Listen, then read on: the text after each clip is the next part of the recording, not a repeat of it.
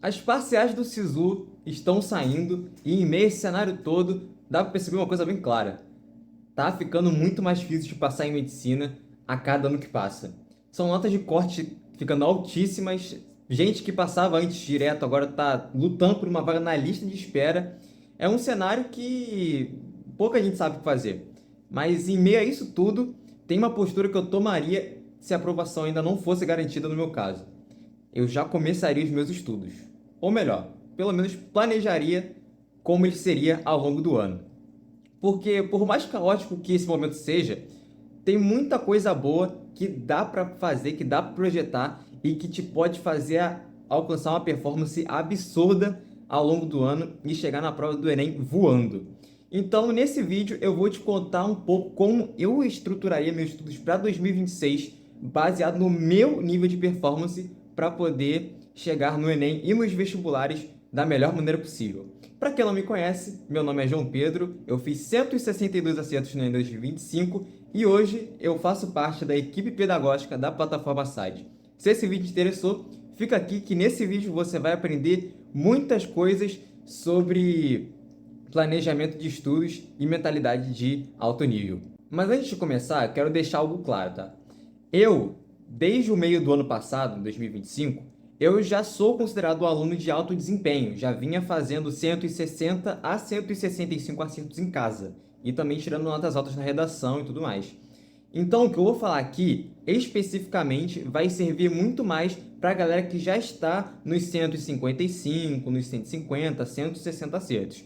Para quem está na faixa dos 140, 145, o raciocínio já ajuda bastante, só que a aplicação é de uma maneira diferente. Inclusive, essa faixa intermediária é uma das mais interessantes de trabalhar. Se vocês quiserem que eu faça um vídeo sobre isso, tem muita coisa legal que dá para comentar sobre a faixa dos 145 acertos.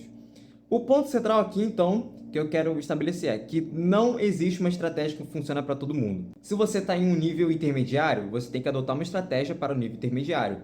Para o nível avançado, você precisa adaptar para fazer algo completamente diferente do que você vinha fazendo no intermediário, senão você não vai sair do lugar. Você precisa ter esse olhar clínico para você ver o que você acertou, o que você errou e o que você realmente precisa melhorar daqui para frente. Dito isso, antes de entrar em cada área específica, eu quero pontuar 3 decisões gerais, que fazem parte das 5 áreas ao mesmo tempo. Não vou precisar entrar nelas especificamente, porque elas aparecem em todas as áreas ao mesmo tempo. E antes disso, eu também quero pontuar uma outra coisa. Teve muita coisa em 2025 que eu fiz e eu acertei. Teve muita coisa que eu fiz certo, só que nem tudo que funcionou em 2025 eu levaria para 2026, justamente por conta dessa adaptação de demanda. Em 2025 eu tinha um nível, em 2026 agora eu estou num nível um pouco mais alto, eu subi de desempenho. Então, por exemplo, em 2025 uma coisa que eu fiz e acertei bastante foi de atacar lacunas severas em naturezas assistindo muita aula. Então, tinha muito conteúdo que eu não sabia praticamente nada. Isso era mais os conteúdos mais avançados, tipo eletroquímica, genética e tudo mais. E isso funcionou. Eu evolui muito a partir de então, mas agora eu estou um passo mais à frente. E se eu fizer a mesma coisa, né, perder muito tempo assistindo muitas aulas, eu não vou avançar, eu meio que só vou manter o nível que eu já estou. Então, a estratégia boa não é repetir tudo que deu certo, é adaptar o que deu certo ao nível que você está. Então, a lógica aqui é simples. Do mesmo jeito que eu tive muito resultado em 2025 fazendo certas escolhas, eu vou precisar fazer escolhas diferentes esse ano para poder impulsionar ainda mais a minha performance. E é isso que as suas decisões vão refletir ao longo do seu ano. Então, você tem que decidir muito bem o que você vai fazer. Dito isso, primeira decisão geral que eu faria: estudar com mais intencionalidade de prova. Isso eu com 160 acertos já no nível avançado. Porque num nível como esse, estudar de forma genérica já não funciona muito mais. Assistir aula por assistir, resolver muita questão só por resolver, é meio ineficiente já. A parada aqui é a seguinte: você tem que pensar sempre na execução. Isso aí é o meu pensamento para 2026. Eu estudaria sempre pensando em execução, em ver como que aquilo ali aparece na prova, como que eu poderia errar aquilo ali na prática. Então, seria muito um estudo mais direcionado para estratégias de prova e parte prática. Então, questões seriam basicamente o carro-chefe do meu ano de 2026. A segunda coisa, eu pararei de estudar o que só é confortável. Isso vai fazer sentido quando eu entrar nas áreas específicas, porque vocês vão ver onde que eu errei estudando só o que é confortável. Porque assim, todo mundo tem aquelas áreas que se familiariza mais, né? Que gosta mais. Isso dá sensação de segurança. Eu sei que é bom. Só que a área fraca não se melhora sozinha, né? Eu fiquei negligenciando uma área ao longo do ano de 2025 e eu paguei um preço por isso. Graças a Deus não custou minha aprovação, só que poderia. Então, em 2026, eu não repetiria esse erro. Porque estudar bem não é sobre se sentir bem o tempo todo. Vai ter algum momento que vai ser desconfortável, só que é completamente necessário passar por isso. Agora, o terceiro ano a gente tem que entender muito bem o ano que a gente vai enfrentar em 2026.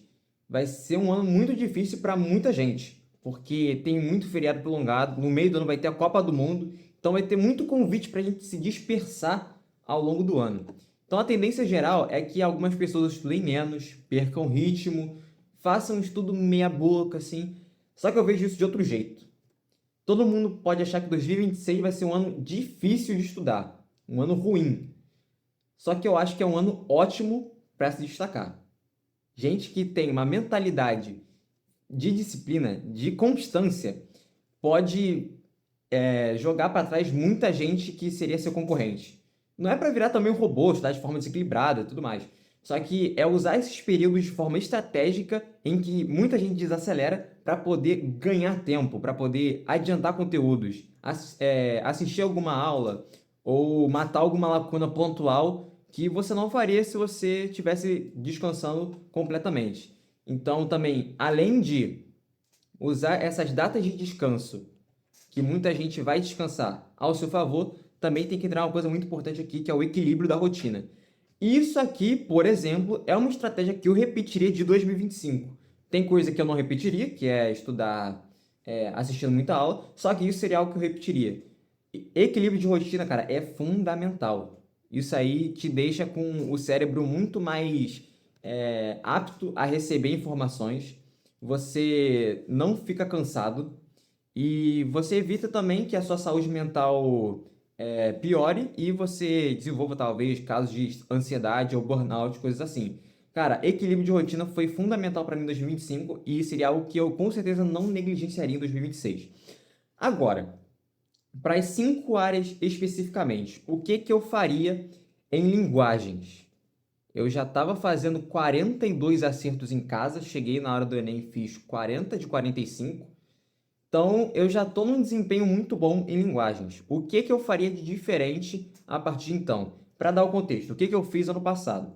Ano passado eu fiquei fazendo muitas questões, então eu fazia basicamente umas 5 questões, 5 a 10 questões por dia, um bloco de questões diárias, para eu poder manter contato e adquirir o padrão da prova.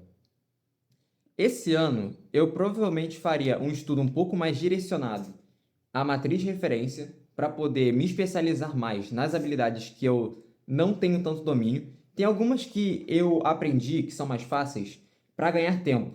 Então, eu tinha muito problema com o tempo em linguagens.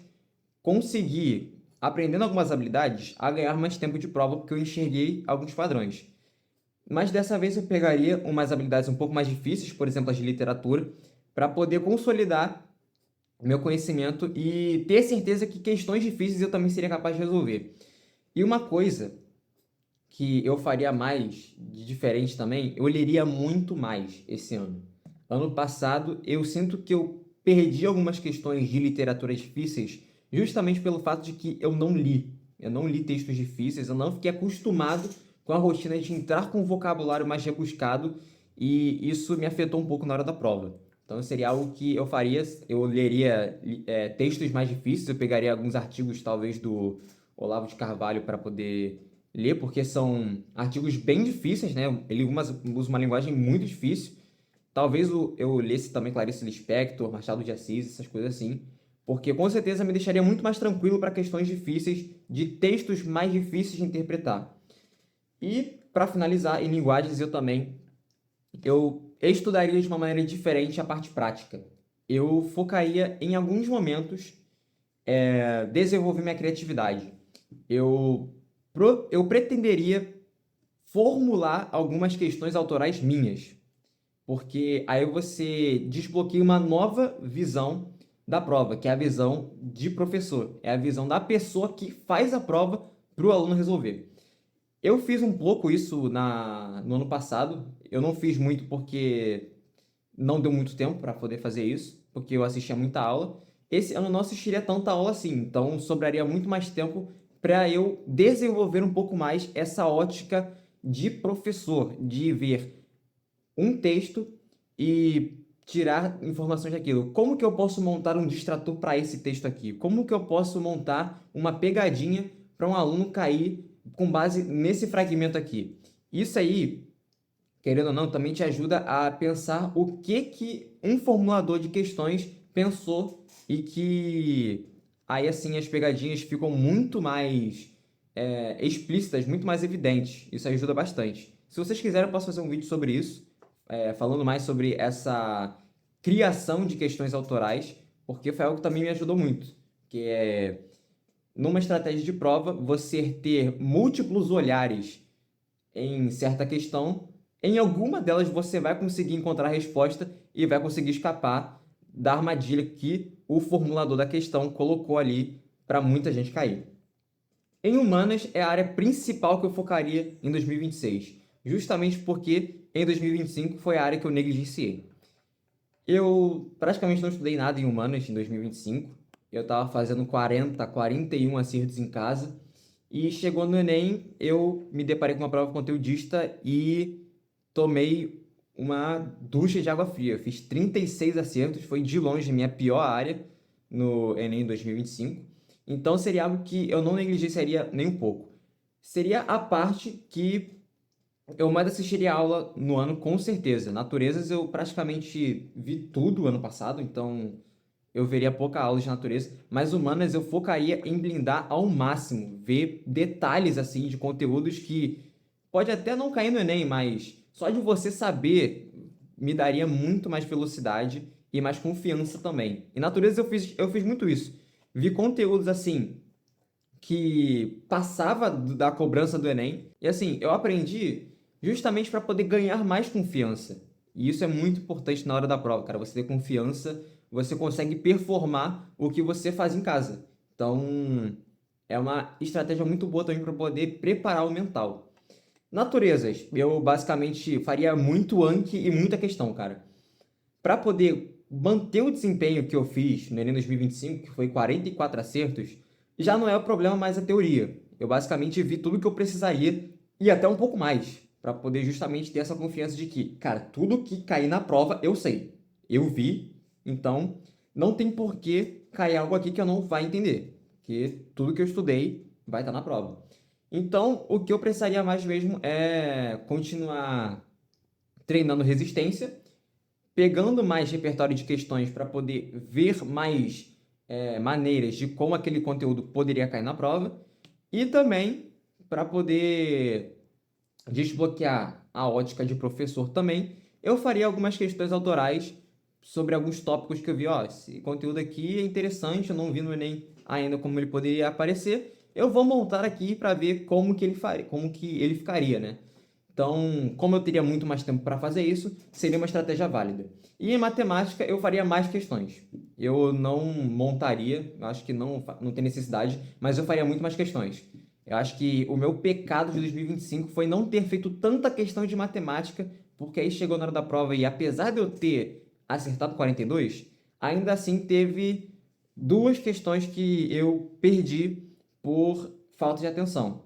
Eu sinto que é de log, que todo mundo errou. Eu poderia ter acertado, mas foi um pouco de falta de confiança. E teve aquela do caminhão, de que ele desperdiçava 300 litros a cada viagem que ele fazia, que eu perdi porque eu não li direito. Foi cansaço, falta de resistência. Então, para poder blindar essa parte de resistência, eu faria muito mais questões. E redação, eu faria basicamente a mesma coisa que eu estava fazendo ano passado. Muita redação, eu fiz 35 redações ano passado. Então, com certeza seria algo que eu repetiria. Eu faria muito mais redações, só que dessa vez não no computador, no papel, porque eu fazia muitas redações digitadas, aí eu passava para o papel. A meta aqui não seria mais sobre eu ver se eu sabia escrever sobre o tema, e sim medir meu tempo de prova realmente fazendo rascunho no papel, tudo do zero, sem consulta. Enfim, galera, eu falei muita coisa aqui, mas finalizando o vídeo já, 2026 vai ser um ano bem desafiador para quem estuda, porque vai ter muito feriado, vai ter a Copa do Mundo, vai ter muito motivo para adiar. Não vai ser um ano fácil, só que vai ser muito bom para quem souber jogar o jogo certo. E nesse canal aqui, eu vou te ajudar a passar todas as táticas que me fizeram chegar ao alto nível para fazer também com que você chegue lá.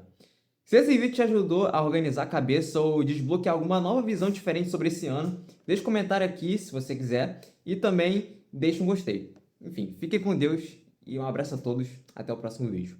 Tamo junto.